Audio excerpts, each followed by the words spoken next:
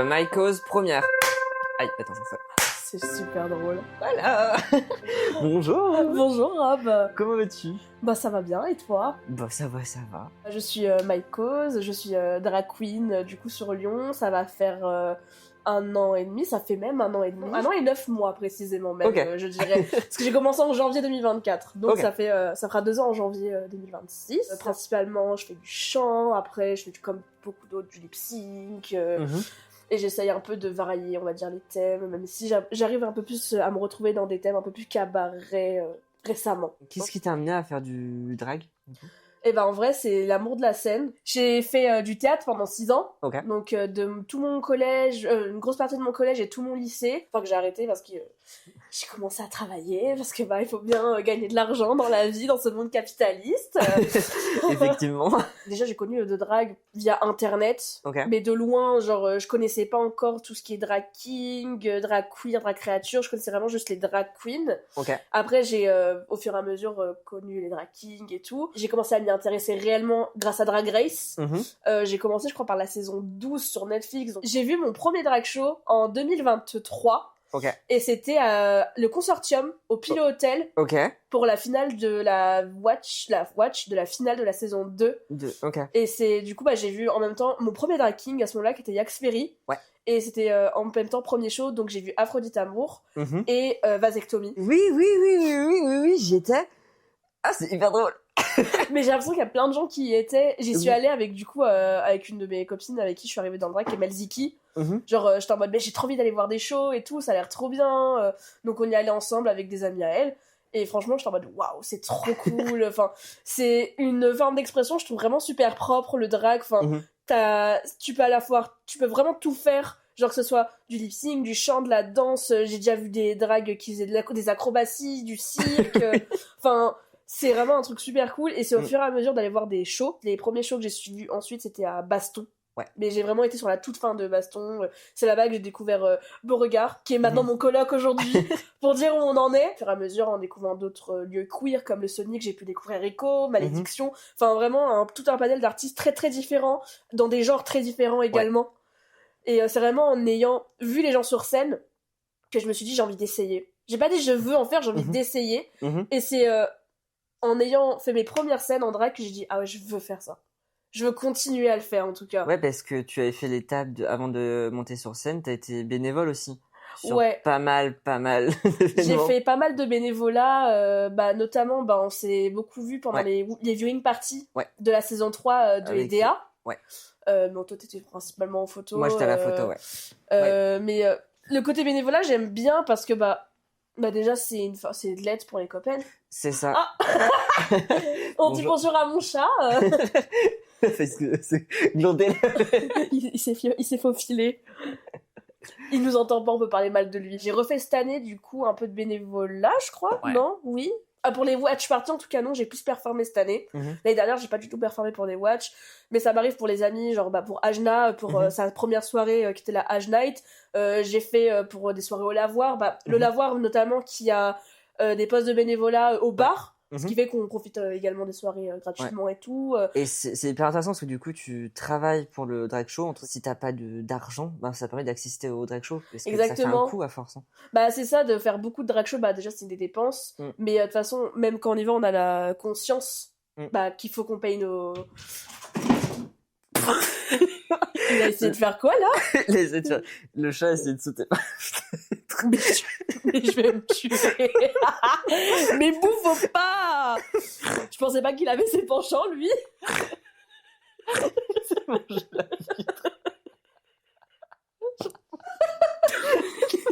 vraiment en train de chercher. On parlait du bénévolat, pour les drag shows en général. Mais ouais, j'ai fait un peu pour plein de personnes. Donc pour ETA, j'ai fait pour Ajna, j'ai fait pour les Infernales aussi, où on s'est retrouvés également, parce que tu fais souvent des photos à se croiser beaucoup. Et on en profite même quand on est en bénévole en drag pour faire quelques photos avec toi. C'est ça, c'est le but de l'événement, de mettre en valeur tout le monde, quoi. Même que ce soit les petites mains et tout, quoi. Mais c'est génial, justement. Enfin, c'est ce que j'aime bien, en tout cas dans ce milieu-là, même quand on est bénévole, on a une place super importante. Complètement. Et en tout cas, moi, la fois où j'ai fait ma soirée, les bénévoles, moi, je voulais qu'ils se sentent le mieux, qu'ils profitent aussi un max de la soirée et tout en bien sûr faisant ce qu'il y a à faire. Parce que déjà, on travaille gratuitement, ou elle travaille gratuitement. Des fois, on n'a pas tous aussi la charge mentale. Des fois, on a besoin d'une pause et tout. Et c'est faire, enfin, c'est normal. Et chacun a ses traumas. C'est des moments, enfin, genre, t'as marre de voir du monde, bah, tu fais ta petite pause. Exactement. C'est con, mais le petit remerciement à la fin du show, ça fait toujours plaisir. Ah, de ouf. C'est toujours bien d'avoir des épaules. En plus. Et puis, ça permet d'avoir aussi de l'expérience personnelle, en autonomie et tout ça. Exactement. Je me suis découvert de vrais talents de vendeuse en faisant du bénévolat. À le fois où j'étais en stand de merch. Mais moi j'étais en mode acheter la poissonnière, franchement. Choucroute pas cher, choucroute. Par ici sont nos pins, les petites affiches, seulement 5 €. Allez, pour 2 vous en avez pour 8 €. Allez, let's go. Des fois il y a de la régie aussi parce que malheureusement on n'a pas toujours les moyens de payer de régie. Non, c'est clair. C'est compliqué. Donc surtout que quand tu fais la différence de Paris, les drag shows lyonnaises, celles qui représentent les drag shows ne se rémunèrent pas.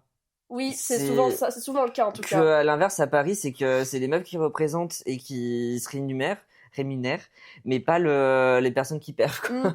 Oui, après, j'ai jamais été à Paris, je sais pas trop comment ça fonctionne en général. Généralement, les échos que j'ai eu, c'est ça. C'est hyper problématique parce que du coup, en fait, les gens perdent pour pas grand chose. C'est ça. On va parler de la photo que t'as choisie. Oui. Si tu peux nous en parler, vas-y. Tiens, attendez, faut la montrer parce que je suis vraiment extrêmement belle dessus. Je crois que c'était vraiment genre la fois où j'étais à mon prime. J'ai choisi celle-là parce que c'est quand même triste, pas triste à dire, mais c'est une des rares photos où vraiment, dès la première fois où je l'ai vue, j'étais en mode je suis trop canon dessus. Je suis trop canon, genre j'ai pas vu un seul truc, j'étais en mode ça va pas, ou ça c'est bizarre. Surtout quand on fait du drag, on est hyper critique sur soi-même et tout de... Même sur plein de trucs en général, même dans la vie de tous les jours.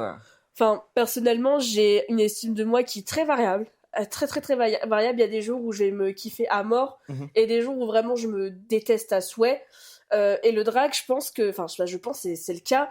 Ça a été un outil super facteur sur, en tout cas, le rapport que j'ai avec mon corps. Que ce soit mon corps en lui-même, mon visage, même la façon de me maquiller parfois. Parce que avant de faire du drag, je faisais souvent des gros make-up, beaucoup de gros make-up, vraiment grosse full face et tout. Alors il y a aucun mal à faire des full face ou quoi, bien sûr. Ça a été une grande aide en tout cas sur mon acceptation de moi-même, que ce soit même en tant que femme, tout court. Enfin, je suis sur un spectre de non-binarité quand même. Enfin, en tout cas, rien qu'en termes des pronoms, tu peux me genrer comme tu veux, je n'en ai rien à foutre. Mais je sais qu'en tout cas, je me retrouve pas du tout du côté masque. Mais j'ai quand même une légère fluidité entre du neutre ou du femme. Mais du coup, le drag, ça m'a vraiment aidé à accepter un peu plus aussi mon corps, parce que je suis pas fine, j'ai pas une taille mannequin. Si on se réfère aux normes de société, je suis grosse, et c'est pas grave, c'est pas une insulte de dire que quelqu'un est gros, que quelqu'un est grosse. C'est juste un fait, c'est un fact. C'est un fact.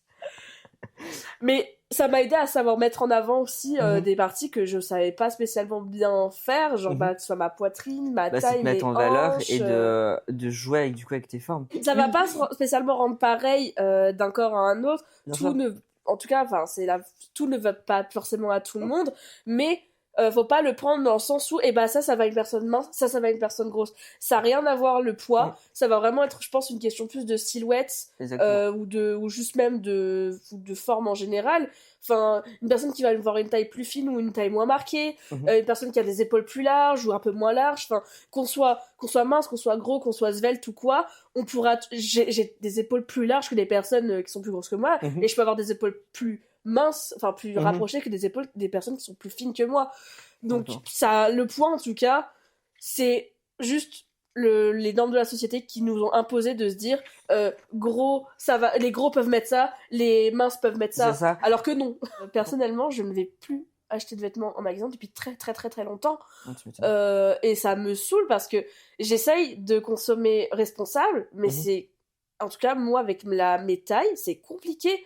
J'ai essayé d'aller en friperie, je trouve rien parce que je suis désolée mais c'est moche ce qu'il y a dans les vrais friperies. Et c'est toujours c'est extrêmement cher. Je trouve que c'est très cher. Maintenant avec le capitalisme. Là depuis 5 ans les friperies c'est même pas des friperies, c'est juste du reborn et c'est cher et c'est la même tenue. En fait t'as l'impression d'être dans des magasins de scalpers.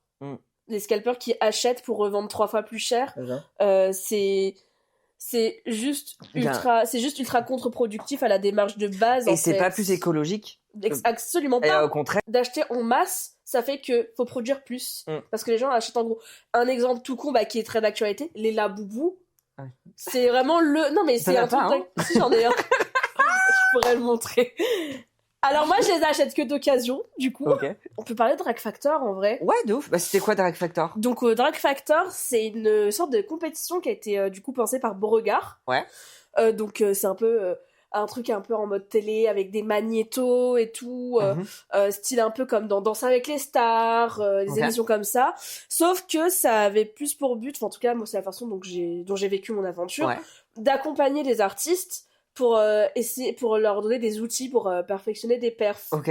Donc il y avait un travail de suivi. Il y avait un travail de suivi, exactement. Donc les magnétos servaient aussi à ça, parce qu'on avait du coup forcément l'interview des candidats et des candidates. Mais aussi du coup les parties où t'avais les coachs qui donnaient des conseils. Donc on avait des personnes récurrentes comme Rico Scopia et Fox Mulder. On a eu à Lyon, il y a eu la Goessi. À un moment on a eu Kirara. Enfin moi en tout cas j'ai eu que Rico, Fox et Beauregard. J'avais pas eu de personnes locales parce que je suis de Lyon, mais je l'ai fait à Annecy. Ah parce que du coup il y avait dans plusieurs villes. Oui. Exactement. Ça s'est passé, donc il y a eu la première édition à Lyon, c'était Tao Piacé qui avait gagné. Il y a eu l'édition de Clermont-Ferrand, c'était Daguiri qui avait gagné cette édition-là. Il y a eu celle de Grenoble où il y avait Keotitz et du coup l'édition d'Annecy où il y avait moi. Et ce qui est très drôle, c'est qu'à Annecy, il y avait 0 personne d'Annecy. Il y avait moi et Kunira qui sommes lyonnaises.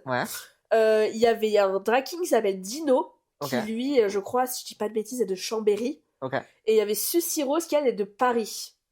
Donc pour dire que... Mais pourquoi il n'y avait pas eu de personnes locales? Parce qu'il n'y a personne qui s'est inscrit.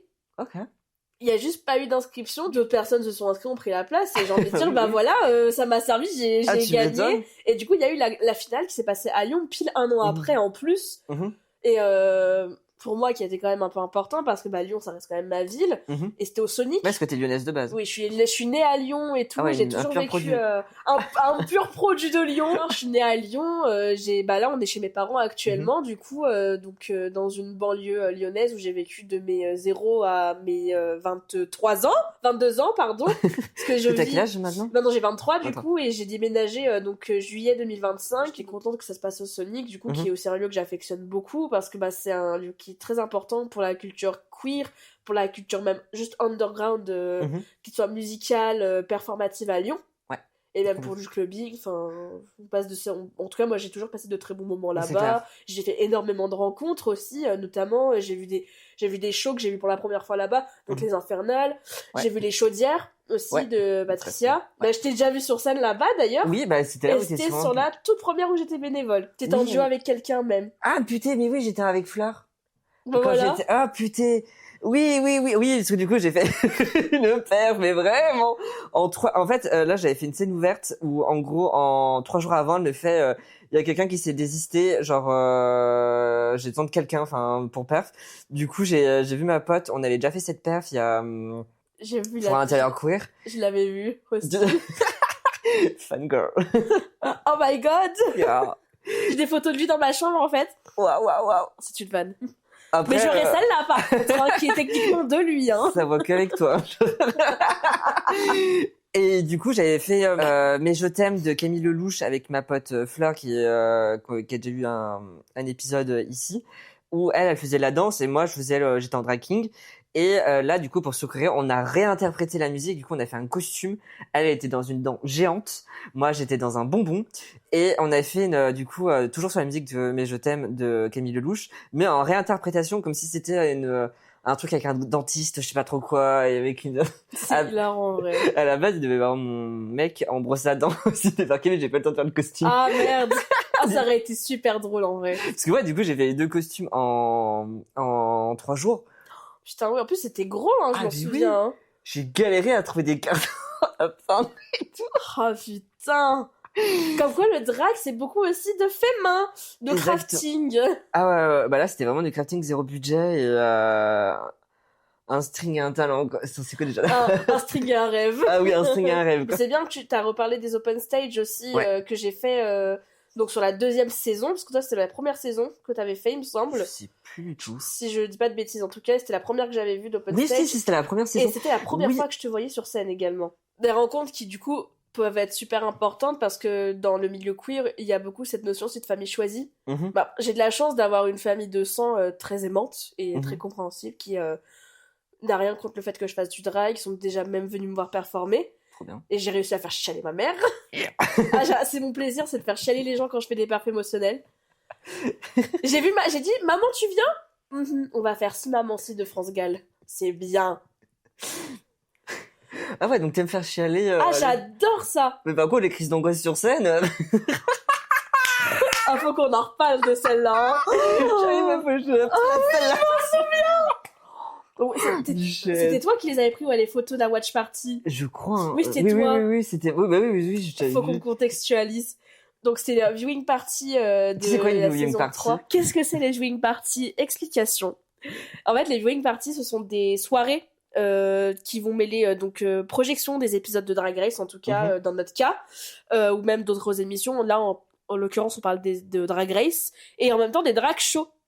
Et du coup, là, on parle de celle de Beauregard qui a eu l'an dernier au Sonic. Et c'était une édition où il y avait que des scènes ouvertes. On était 10, si je dis pas de bêtises, donc 11 avec Beauregard. Et en fait, c'est la première fois que je chantais en live au Sonic. Et en fait, il y a aucun retour.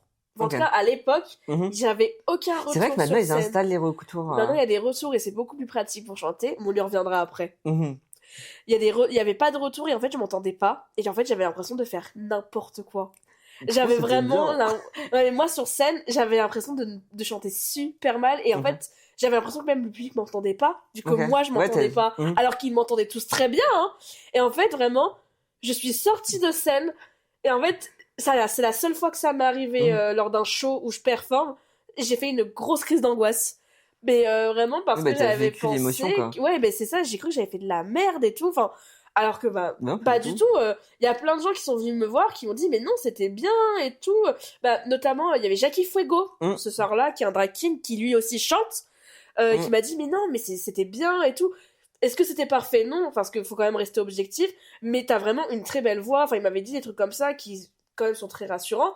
Mais surtout que c'est un drag king qui est hyper important et qui maintenant qui est sur Paris et qui a fait les premières soirées que drag king. Sur Paris il y avait pas ça avant. C'est ça, et c'est la 3615 Drag King, le nom de sa soirée, si je dis pas de bêtises.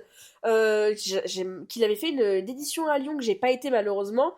Les drag kings ont leur place tout autant que les drag queens, que les drag créatures. Enfin, il y a pas de place plus importante que les autres en fait, parce que on se complète tous ensemble. C'est ça. Et puis vraiment chacun a une expression sur scène complètement différente. Exactement, même des artistes qui vont avoir une DA similaire. En fait, l'expression c'est quelque chose de tellement propre à soi qu'en fait, on va jamais ressentir la perf de quelqu'un de la même manière que de l'autre. Donc, deux performances qui sont la même chanson, mais qui n'ont pas été interprétées de la même manière, qui n'ont pas du tout été ressenties de la même manière, que ce soit par nous-mêmes ou par le public. Donc, en fait, rien que ces exemples-là de performances qui sont similaires, c'est possible. Fact. Une chaudière, c'était en décembre ou en juin, non, rien à voir, c'était en mars 2025. Il y a eu 3 fois la même chanson. En fait, ça a été un running gag dans la soirée. C'était la chanson de Lady Gaga, Abracadabra. On n'en peut plus de cette chanson. Il faut savoir que Patricia, elle est complètement jetée. Et elle sait jouer sur ça. Mais oui, mais c'est ça qui a été drôle. Donc, on a Patricia qui forme en première sur Abracadabra. Mais sur la chanson complète. En deuxième, on a Vera Iconica qui fait un mix d'une première chanson, je ne sais pas laquelle, je ne sais plus laquelle. Et après, ça va sur Abracadabra. Mais c'était bien espacé à chaque fois pour pas qu'on s'y attende. Et je crois que c'est la toute dernière perf de la soirée, donc c'est Beauregard qui, du coup, au début, débarque par Guess de Charlie XCX et Billie Eilish. En mode, et en fait, à un moment, il y a un call avec une voix robotique de Patricia en mode non, mais c'est dépassé, le bras de Summer et tout, là on est en 2025. Et du coup, il y a quoi qui se lance? Abracadabra. Sauf qu'en fait, ça a juste été ultra drôle. Ouais, c'est la répétition. C'était vraiment un comique de répétition étrangement bien, en fait. Et on a fini là-dessus. Et c'est un peu ce truc aussi que beaucoup ont peur. C'est de pas faire une chanson parce que quelqu'un l'a déjà fait. Sauf qu'en fait, une chanson, ça nous appartient pas, sauf si évidemment c'est ta chanson à toi de base, si t'as fait un son original. Mais la chanson d'un artiste ou d'une artiste ou d'une artiste, en fait, c'est pas la tienne et elle ne sera jamais la tienne, en fait. Donc, on est tous libres de faire les chansons qu'on veut, même si quelqu'un les a déjà fait. Faut juste pas être court et faire copier-coller les mêmes gestes qu'une autre personne. Ça, c'est un peu stupide. Et on sait qu'il y en a qui le font. À chaque fois, je reprends la photo. Mais franchement, je suis trop canon dessus, hein, pour pas dire le contraire. Hein. Je suis incroyable. Hein. C'est d'ailleurs un corset que j'ai tracé moi-même ce soir-là. Ah ouais, ok. Pour ce soir. J'ai été à l'atelier d'amis pour me motiver et j'ai pris ma colle, mon petit stylo en cire et mon rêve. Et j'ai stressé pendant un après-midi, du coup. C'est long à stresser, hein. Ouais, mais c'est passé vite, du coup, parce que j'étais avec mes potes. Mais pour revenir sur cette photo, donc, moi, mon truc principal dans les performances, c'est que je chante. Et du coup, j'ai fait un peu ma revanche de performance chantée. Yes. Parce que du coup, c'est la deuxième fois que je chantais au Sonic. Et ça s'est tellement bien passé. Ah non, mais oui. Genre là, bon, j'avais des retours, j'avais des retours, mais en même temps, j'avais pas ce sentiment de « Ah, je suis en train de faire de la merde ». C'est une des rares perfs où vraiment j'étais en full confiance, où j'étais en mode « Mais let's go, là, je lâche tout pâté, en fait ». C'était hyper bon enfant, l'ambiance, et c'était pas même si c'est une compétition, c'était pas le mot d'ordre. Mais en fait, c'est ça, c'est que... Après, il faut aussi avoir le recul de se dire, bah, tu t'inscris à une compétition parce que tu sais que c'en est une. Après, j'entendrai toujours quelqu'un qui me dit, bah, la compétition en drague, c'est pas le mieux. C'est which is fair parce qu'on est déjà dans une communauté qui, malheureusement, il y a beaucoup de gens qui se tirent dans les pattes, comme de partout, hein, de toute façon. Hein, bien sûr. Mais en même temps, en fait, c'était pas en mode, ouais, j'y vais pour gagner, je vais pour être la meilleure, le meilleur, en fait. Là, c'était en mode, on va donner tout ce qu'on a à donner. Vas-y, on gagne, tant mieux, on gagne pas, c'est pas grave, je me serais éclatée. En plus, du coup, ça m'a permis de rencontrer Nagiri, Kyotit et de rencontrer un peu mieux Tao en même temps, parce qu'on se connaissait pas trop. Et c'est des super rencontres, qu'elles soient humaines ou artistiques. Ah, c'est clair. Mais ouais, petite revanche, parce que bah, je chantais et en même temps, je faisais de l'effeuillage en live, donc j'ai rarement été aussi contente d'une perf. Pour dire, j'ai tapé pendant, je crois, 2 semaines un ego trip. Alors que de base, je cringe de ouf en regardant mes perfs, mais celle-ci, pour le coup, j'étais trop fière. J'étais très fière de moi. Voilà, j'étais super fière de moi. J'ai pas gagné, mais tu vois, j'étais en mode, mais c'est pas grave, genre. Ouais, mais c'était une trop bonne expérience. Je me suis trop amusée, je me suis trop éclatée, je me sentais trop belle, j'avais une belle perruque. Merci encore Paul Van de Camp pour la perruque parce qu'elle est trop belle.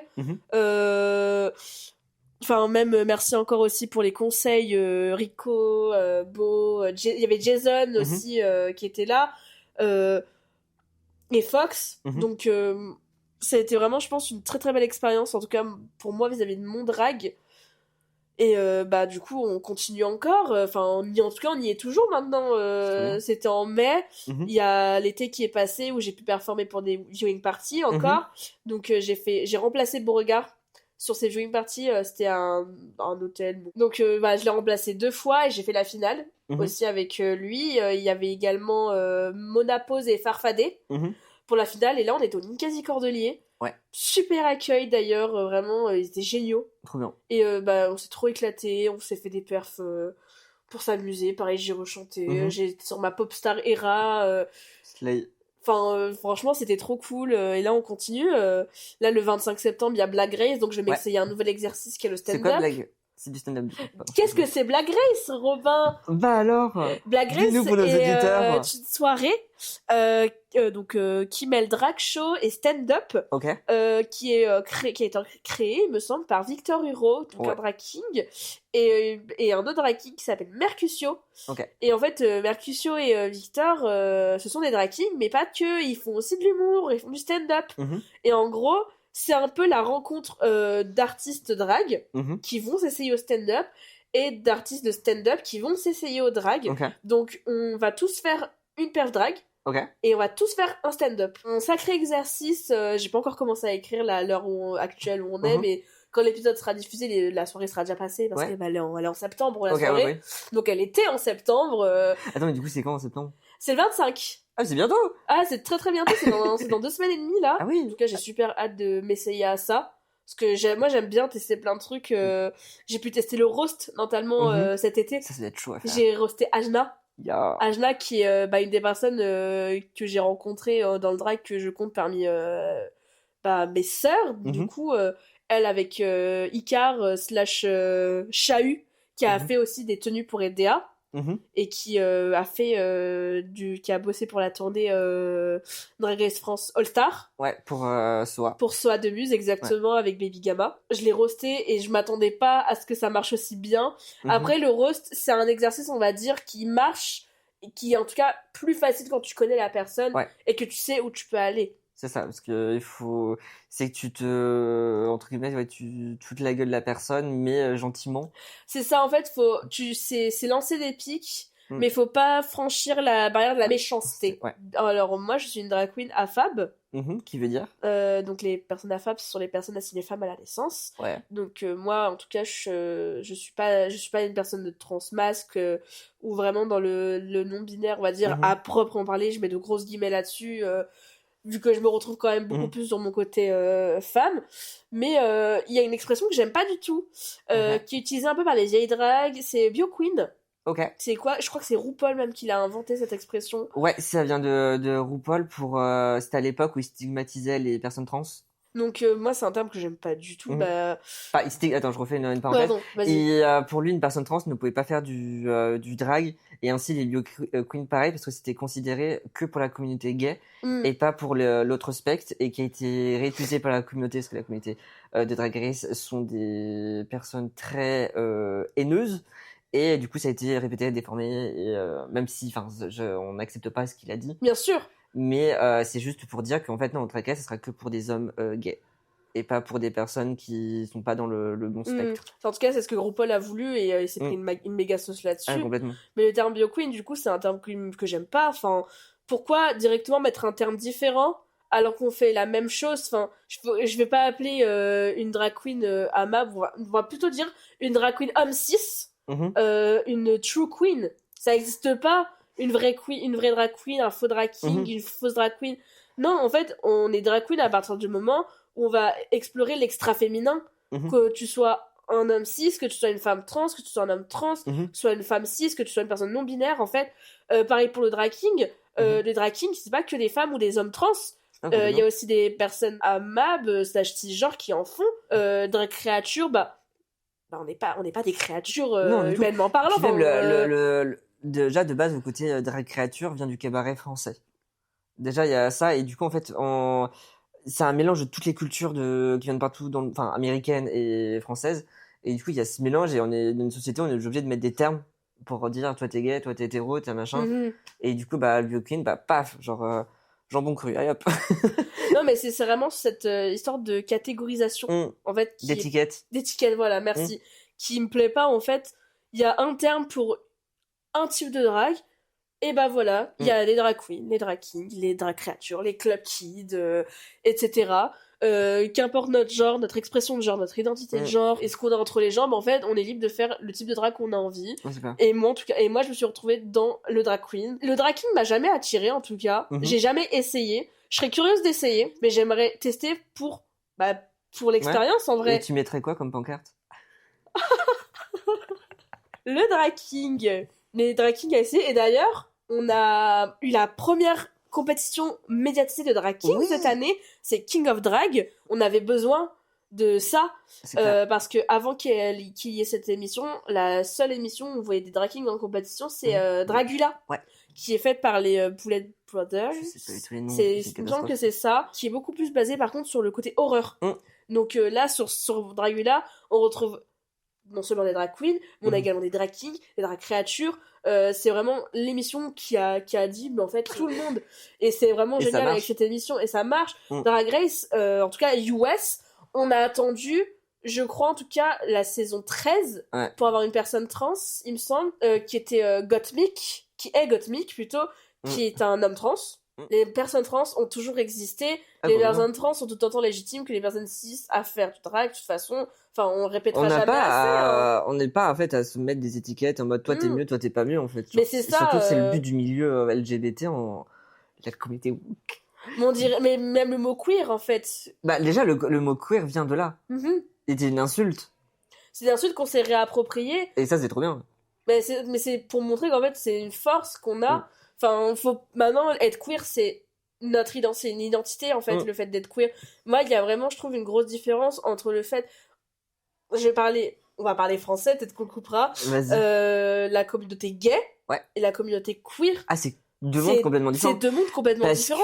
Quand tu regardes... La communauté gay, c'est surtout des personnes européennes, blanches, qui sont nées avec un certain confort financier et qui sont de droite, du coup, qui n'ont pas leur problème de vivre dans la pauvreté, et du coup, ils ne peuvent pas comprendre une personne queer parce qu'ils n'ont jamais connu ça. Absolument pas. Et t'essayes de leur inculquer en mode pas normal ce que tu dis, et ils s'en battent les couilles parce que eux ils sont privilégiés. Bah c'est ça, ils sont privilégiés. Ils prennent leur seule du coup différence qui est le fait qu'ils sont gays.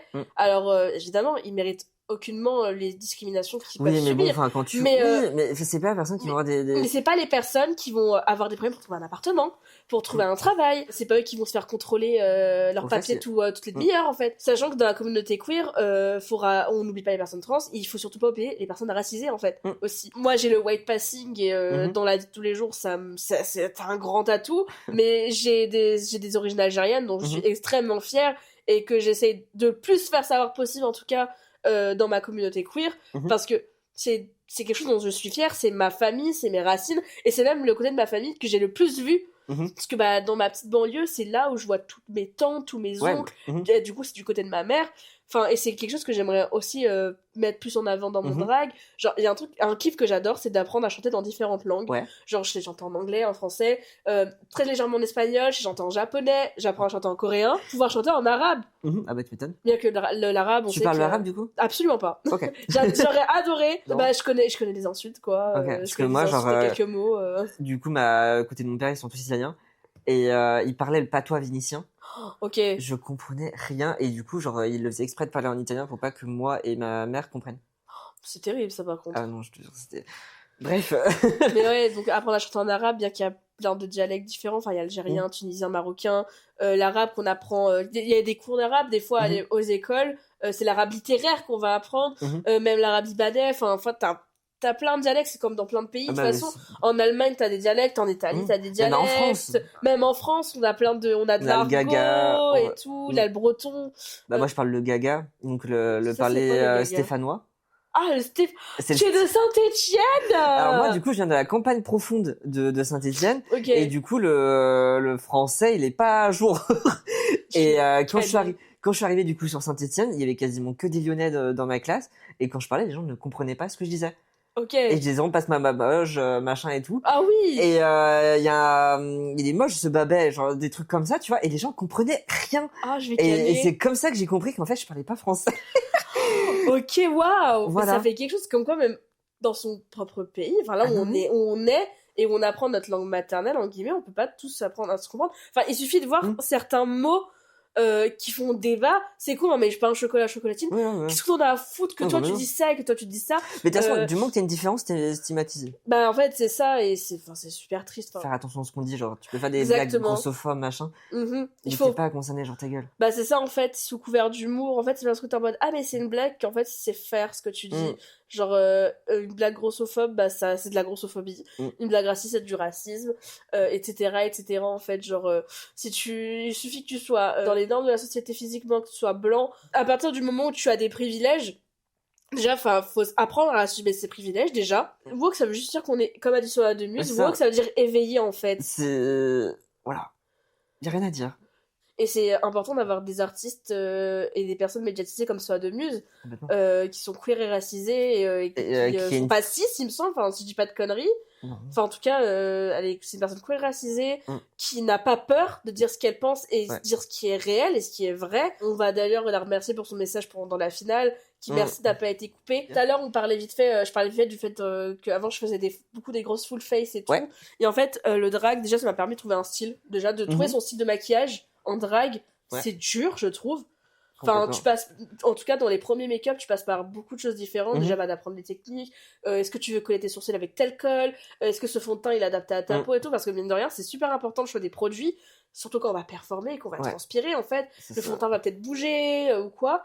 Et déjà, le make-up, ça a toujours été un truc super, presque thérapeutique. Parce que je me pose, je me prends la tête quand même des fois. Mais genre, je me pose et genre, le fait de... C'est ma forme d'art, on va dire, manuel, qui moi personnellement me parle et me plaît le plus. Je sais pas dessiner, je sais pas peindre, et j'ai pas envie de peindre ou de dessiner, mais alors ça c'est ma façon, on va dire, de sculpter, quoi. de sculpter et tout.